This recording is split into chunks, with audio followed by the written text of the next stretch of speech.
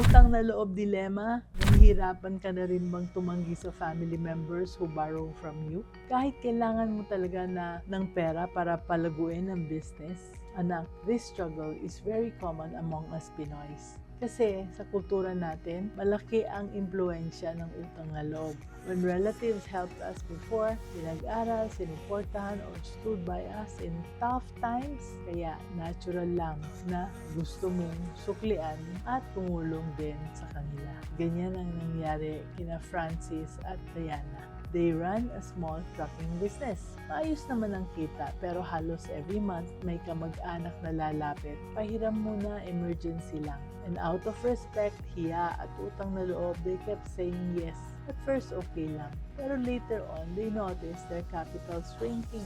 Yung budget para sa bagong gulong napunta sa tuition ng pamangkin. Yung pondo para sa maintenance nauwi sa hospital bills ng pinsan. Until one day, a truck broke down and they had no reserve left.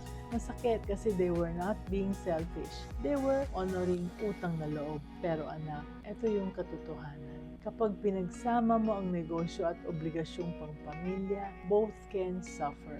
At ito naman ang lesson, anak. Utang na loob is noble. Pero kung walang healthy limits, masisira ang business at pati relationships. Kaya sina Francis at Diana, they learned to set aside 5% of their income para sa pamilya. Para if ever may mangailangan, doon sila kukuha.